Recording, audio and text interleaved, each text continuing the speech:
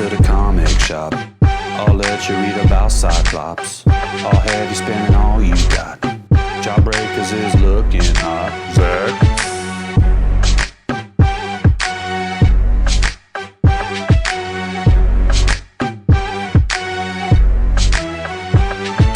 It's the end of the world as we know it.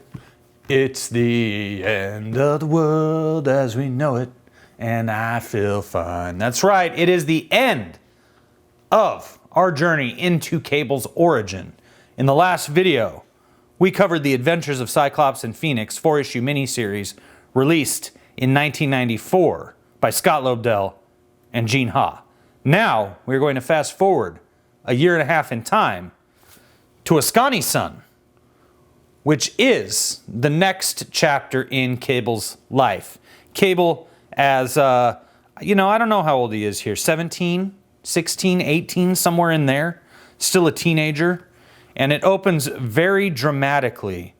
This is Fossil, and he remembers the stories of the Askani and does what he can to remind the people of who the Askani were. And he uses holograms to project the story of the man they called Xavier, who the people 2,000 years from now, when this story takes place, they don't really know who Xavier is. And boom, instantly, you want to read this, don't you? Yeah, of course you do. How could you not? Look at that artwork. That's breathtakingly good art. And very untraditional. When it comes to comic books, that's for sure. So Fossil tells the story, projects these holograms, and tries to remind the people of what hope is, because this is now, at this point in time, Apocalypse has fallen. The Canaanites have taken over control of the world, essentially, and are hunting down different people so that they can, essentially purify the world and make it. It's typical SJW story, right? The Canaanites, they're going to make the world a great place by killing everyone that's not like them. And here we have Cable and his buddy Tetherblood, who are watching this, and Cable just doesn't believe any of it. Red and Slim disappeared in the past, and so basically the kid's been, on his own with this group. This ragtag group of people living in the undergrounds, and the story of the Bright Lady is still being told, Rachel Summers. And Cable just, he doesn't buy it. And for whatever reason, he's forgotten, or he's never made the connection between what happened to him in the Adventures of Cyclops and Phoenix to what's happening to him here 10 years later in his life. And here he is with his very elongated body, very well drawn, but I don't think anything is in proportion. Like, it's all in proportion on its own, but not when you put it all together. Everything is slightly different. His neck is too long, his head feels too small, his arms seem ridiculously long, knuckle draggers. His torso is very thin and long. His legs do not seem to be the legs that would be on this body. But other than that, I have no complaints. So basically Cable is just like, this is just a load of crap, I'm sick of hearing about this. Our lives are crap. What's it matter about the Bright Lady and the Askani? And then all of a sudden, like, his techno-organic virus kicks in, and it's hurting him, blah, blah, blah, blah, blah. And they get, like, captured by this broad, who is Umbridge. She is an administrator for the Canaanites, who... How do you describe the Canaanites? They're kind of like Apocalypse's people, maybe. Like, they were worshippers of Apocalypse, but now Apocalypse is dead. And so this is them just taking control, right? And she is trying to hunt down the last of the Askani, because there is a rumor that there are still Askani alive.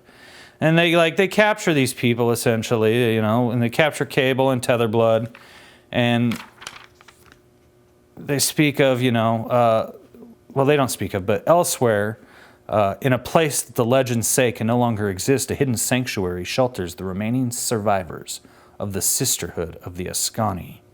Though she is but a novice, Aaliyah came here to learn the ways of the sisterhood, just as Madame Sanctity did before her, a charge of the Mother Askani herself. So basically, Madame Sanctity is the last person, is the last of the Askani to remember Mother Askani, a.k.a. the Bright Lady, a.k.a. Rachel Summers. And she talks about how the Askani'son is on his way. And, you know, this boy told of in legends, who would be the boy taught in the ways of the Askani sisterhood. And this is Blacksmith. Blacksmith, like, shows up, and he's kind of like a Yoda character, I guess you'd say. He shows up to impart wisdom from time to time and make sure that Cable, Nathan Christopher Summers, Nathan Dayspring Askani, is on the right path. And then here's Stryfe, right? Stryfe is a teenage boy, and he's just making these people suffer just because he can, because he likes it. He likes it. Look at him. Look at his insane eyes. And Chevert is still, you know, looking after the boy, but Chevert has just lost all hope in the kid and doesn't know what to do. And just wants, you know, God to forgive him. No matter how much he tries to set the boy on the right path, it's clear that the kid is a complete psychotic and who delights in the pain of others. Blacksmith is like, there's something in you that doesn't belong. Something here that should not be. And like, basically, I don't know, he reaches into the techno-organic virus part of Nathan Christopher and pulls out this orb. And the orb, greetings, Nathan. It's been a long time. Nathan, you know my name? You can speak. Who or what are you? I am whatever you need me to be. Friend, confidant, professor. Oh, so this orb is like the consciousness of Professor X, I guess. I don't know if this is technology or what is this magic? We don't know. It's never really revealed exactly what it is. Umbridge is still, you know, hunting down. And she's shocked that it's possible that there could still be an Askani alive, and she's charged to go and get it by this fella. This is Hate, who's basically been a lackey of Apocalypse in this time frame. And we don't really, I mean, there's a lot that goes on with this dude, but really we don't learn a lot about him. And I kind of feel that way about a lot of these characters are set up really well. Umbridge is set up fabulously well to be this great villainess, and she kind of falls flat. So basically, you know, like, let me keep going here. Blacksmith sacrifices his life because she immediately, like, knows as soon as she hears about the Askani, she thinks it's that boy. And so they go after him, and Tetherblood and Cable jump, and like they land down here, and they're gonna run away and get him, stop him. No one gets in or out unless Thakakroom. Warning: unauthorized launch of Escape Pod Unit 9. And so they shuttle their way out, and it's going super fast. It accelerates at nearly 10 times the velocity it's rated for. Whoa, Dayspring, what are you doing? It's not me, it's the pod. We'll make it stop. Stop? I thought you wished to escape, Nathan. That voice! You're that thing that was inside of me. Correct. I have taken the liberty of overriding this unit's control center. Before, when you said you could be my professor, mind if I call you that? You always have, Nathan. Cringe. Terrible. Before he died, Blacksmith put a telepathic suggestion in my head, a sort of lifesaver, I think. So unless either of you say otherwise, we're going in search of the last Askani. So anyways, Chevert and Stryfe, they go to like this place that, you know, Apocalypse had, and they, you know, unit designated as 0 is active. Is it ready, Chevert? Is it ready? Just activate the unit already. We should be online in 3, 2, 1. Unit designated as 0 activated. Prime directive commenced. The resurrection of the High Lord. At last, we begin anew. So this is where Zero came from.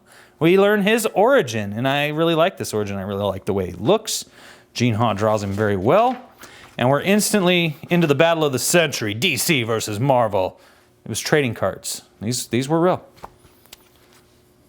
So, meanwhile, in Askani issue 2, Askani'son issue 2, Biodome, we got lots of stuff to eat.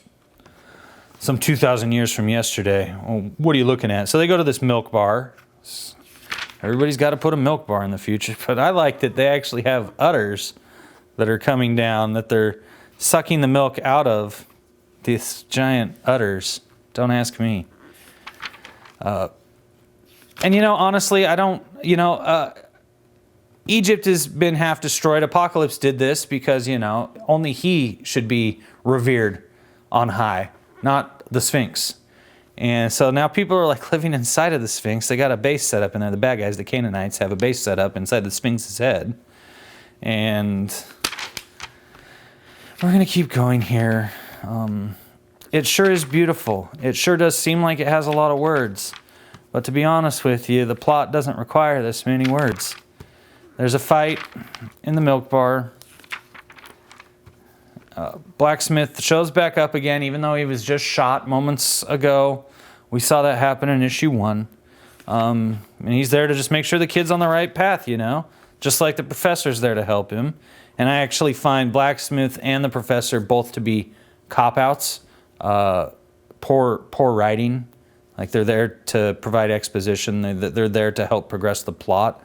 If it was stronger writing, Nathan Christopher Summers would be progressing the plot all on his own. He wouldn't need Blacksmith, and he wouldn't need the professor. Blacksmith could almost stay if they made who he is make sense. But throughout this whole thing, he doesn't make sense.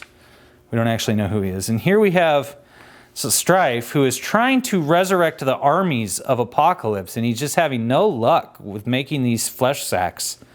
It sure is graphic looking. I do like it. And Chevere is just all sorts of upset about this kid, and he's just so conflicted, this old baddie. He wants to turn good. And here we have the Ultra Force is on fire. All new, issue number 1 with the Ultra Force. And these are the toy line. And I guess they had a hit animated TV show that I didn't know about. Surprise. By Galoob. And where do we want to go from here? See, now this guy, he's got a suit too. And he's got the 2 heads that are looking also like Apocalypse had. But they're never going to really get into what the purpose is. It's just cool looking. Kind of like how she's cool looking and she seems to have a purpose, but at the end it's going to kind of fall flat. And ultimately, Nathan Christopher Summers has to go it alone, so Tetherblood just dips out. You got to go on your own, and it actually doesn't make any sense why this has to happen. It's almost like, remember in Willow when Migosh was going to just decided he's going to go home, and it's all on Willow to do the journey on his own. And then he teams up with Mad Mardigan, right? It's kind of like one of those moments, except there's no good reason for Migosh Tetherblood to not go on the journey, because when you read the first issue and the second issue, you like Tetherblood, and you want him to continue on the journey because they're good friends. And I actually thought that maybe he was going to end up being, some character later on that would be, really exciting. A Weird Science. This is Vanessa Angel. She was smoking hot in the 90s. Super, super duper smoking hot. Weird Science is an excellent movie by John Hughes. I highly recommend watching it tonight. I don't necessarily recommend watching this TV show, despite how hot Vanessa Angel is. Campus Cops. I have no memory of this show, which surprises me, because I remember Weird Science, the television show, very well. Campus Cops, though, I don't know, but this is definitely 2 heterosexual young men with their first job as security on a campus. and they're checking out a hot chick through the window. This is rape culture, as all of you now know. When I was a kid, this was just considered horny heterosexual boys. If you've never seen Revenge of the Nerds, you should definitely watch Revenge of the Nerds tonight before you watch Weird Science. Watch Revenge of the Nerds and then watch Weird Science, either tonight or tomorrow. Do these things in the next 2 days. They will not let you down. Once again, Revenge of the Nerds and Weird Science. All right. So, again, beautiful covers. So, then we're on to Askani'son, number 3. Basically, in this one, long story short, there's a lot of crazy stuff going on. It's not fruit by the foot. Who gives a crap if it's not fruit by the foot? Street Fighter Alpha. This is where you can basically... John Malin is a playable character in this. Street Fighter Alpha male. So he's going to I don't know, I kind of imagine the Askani are living in the Black Woods in Germany or something. That's kind of the vibe I get. And he meets Aaliyah, who we saw in issue 1, remember, with the green Askani? Spoiler alert, issue 1 was the best issue. Here, no, this isn't the Wicked Witch of the West from Wizard of Oz. But here is Aaliyah here, and now here is Aaliyah here with slightly blonder hair. And this is in this pirate ship, right? And she's exploring the pirate ship for survivors, and he's exploring the pirate ship for survivors. And it turns out that Umbridge is the lone survivor of the ship, but then her and Cable get in a fight, and she thinks he's cute, and he thinks she's cute, and here's Washington, D.C. You got to read all that to understand. So they're, then they fly on this cool ship here, which kind of reminds me of the third group of people that you play as in the classic computer game StarCraft. This is kind of something that they would fly around in. But it's being powered by telekinesis. She's telekinetic, and it turns out she can hear him talking to Professor, and so that adds an interesting element to it. And then these giant bugs, quasi-scorpion bug type, the Zerg. Okay, let's be honest, it's the Zerg. Yeah, it is. It's the Zerg. And they're flying, yeah, so now we see where this inspiration came from. If you've never played the video game StarCraft, highly recommend it. It's so good, and I actually saw that they now have I was just at a comic shop in Portland, a great comic shop called Cosmic Monkey, and I noticed that they have a StarCraft comic book now. And I didn't pick it up because I won't spend $5 on a comic, which pretty much means that I'm stuck with back issues and Marvel True Believers and Alterna Comics, which are the best out of all those choices. This is the Nile River now. There's sea dragons living in it, I guess. And our boy Stryfe is still trying to resurrect the armies of Apocalypse, and you just can't get anybody. Oh, yes, Generation X. A great this is you can watch this on YouTube, okay? And I'm pretty sure that they probably have the United Kingdom version on YouTube, which had a little bit of colorful language, like PG-13 language. This is the first X series ever captured on television or film. This is a made-for-TV movie about Generation X, which was a popular comic book in the 90s. And they couldn't do all of the elaborate things we see now. Obviously, we didn't have the computer effects to do those things back then, especially not for a television show. But the hope was that they were going to make this into a series. And so they made a pilot that was made for television movie. And they had to change a couple of the characters out because they just could not, they couldn't bring those people to life with the technology we had in 1996, 1995 to do it. So they did some fun stuff though. You see his hand is big, that happens in the movie. This is Matt Frewer. He is a great actor of the 80s and 90s.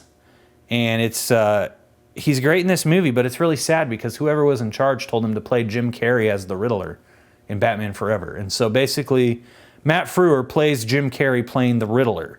And it's sad because Matt Frewer is a much better actor and could have made this character he played much more sinister, much more interesting. This is Jubilee. They whitewashed her, which really, makes me mad because I've always had a crush on Jubilee. If I was a comic book character, Jubilee would be the chick I would go after. And they turned her into a little Jewish girl, I guess, a little white girl. Banshee and the White Queen do great. They did great in this. Everybody did as good as they possibly could. Highly recommend watching this after you've watched Revenge of the Nerds and after you've watched Weird Science. Watch Generation X on YouTube tonight. You'll have a great time. So, business picks up here more and more.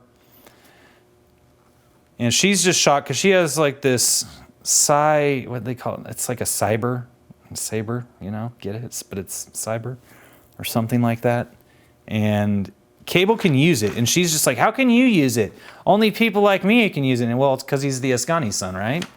And so they finally go, and it's the green chick that we saw, but now she's not green anymore. She's just wearing green. And she's excited because this is the Askani'son. And next is the final chapter, which kind of surprised me because we're 3 issues in. And we just found out now that he's the Askani'son. And we only have 1 issue left. And so basically what I want to tell you about this issue is that it leaves a lot to the imagination. It creates a new world that is really great. But unfortunately, like as far as I know, this is the last journey into this, the world of Marvel 2,000 years in the future when Cable was growing up. And I'm not going to tell you anything that goes on in this. I'm going to tell you that this Askani'son was not as good as the Adventures of Cyclops and Phoenix was before it. Believe it or not, there is a 4-issue miniseries called The Further Adventures of Cyclops and Phoenix, which is all about Mr. Sinister's origin. And, Apocalypse, created Mr. Sinister too, just as he was influential in creating the Chaos Bringer Stryfe. And all of that is going to be revealed in the course of all these books here. And ultimately, though, like, this one really, I was really excited, this first issue was so good. But by the time the 4th issue came around, all I wanted really was just a lot more. And I didn't get any more. Believe it or not, there's 1 book after this that I have right here. This is X-Men Books of Askani. And I'm going to assume that this came out before Askani'son came out. And it just kind of gives a tease, or maybe it was, I don't know, does it have a price tag? Yeah, $3 for this. And it basically is just a source book to all of the characters, the Askani Mother, Apocalypse. Don't ask me what's up with the hedgehog face. Rachel Summers, again, even though she's Askani, that doesn't make sense.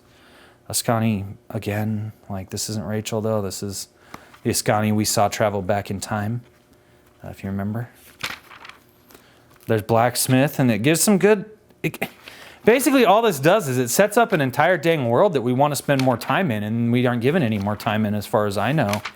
I don't think Marvel ever went back to this time period in the future. And I don't know if that's because I would assume that as soon as Cable jumped backwards in time to our time, like as we saw in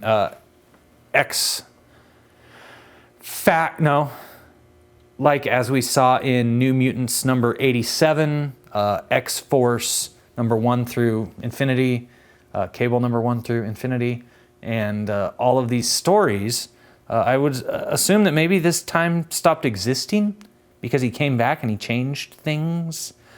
I don't know. I just know that I wish I could have spent some more time here in this world where Charles Xavier was dressed like this in people's minds.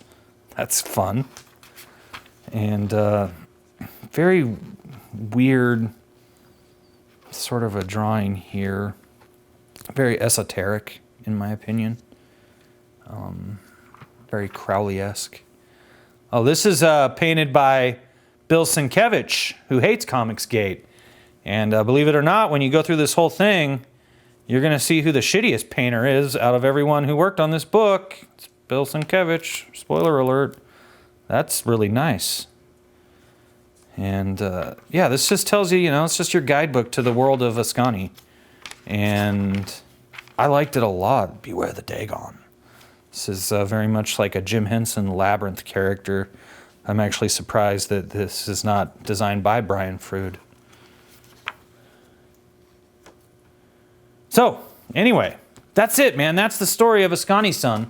That's the story of Nathan Christopher Summers. That's the story of Nathan Dayspring Askani'son. That's the story of your boy Cable. All revealed to you over the course of the last week or so. We really got into it. It's been really fun. It's been really exciting. This kind of moved the needle. It shouldn't have ended. It should have been 6 issues. Or maybe they should have condensed the first 3 issues into 2 issues. That would have been much better if issue 1 and issue 2 had just been 1 issue. Then maybe the 4th issue could have been a little more impactful. It wasn't impactful. It was downright disappointing, maybe I would say. So you're going to start off really well, and it's just going to kind of get weak, but it's going to, the problem is it introduces you to this whole bigger world. It's the complaint that you would probably have about a lot of the movies that are made today, where you spend your money and your time investing into watching this film, and then at the end, they have some sort of little stinger that tells you that it's not even a stinger, man. They end these movies, like the worst was Ender's Game, where you get to the end of this damn movie you've just invested 2 hours of your life into, and that was all simulation, kid. What? So the story, this doesn't have an end? And isn't that the biggest complaint you can have in a movie, is like it didn't have a rewarding end? The end did not fulfill me. And that's such an important part of storytelling, and it didn't quite happen in Askani'son, and it should have happened. And if you read it, you're going to come up with a better way to end the story yourself. And so that's why I would recommend it. Plus, $2 to get this one, $2 to get the Adventures of Cyclops and Phoenix. I'm going to find the further Adventures of Cyclops and Phoenix and do it at some point in the future, but it's not going to be right now. Because I need a break from our friends in the X-Men. So, that is it. I appreciate all of you beautiful people out there listening to me one more time wax philosophical about comic books here on Testosterone Overload. And I promise next time we will have another comic that will move the needle. And in fact, we're going to have some really exciting stuff from Image coming up next. And I'm looking forward to revealing that for all of you tomorrow. So until then, take care. Please like, please subscribe, please hit the ding dong for notifications. Please share these videos if you like them. It really helps. It helps to keep Comicsgate strong. It helps to keep me carrying on, making more out of sight content about the 80s and 90s for all of you beautiful people in Webtown. So I'll see you next time on another totally awesome comic book review from where? You already know.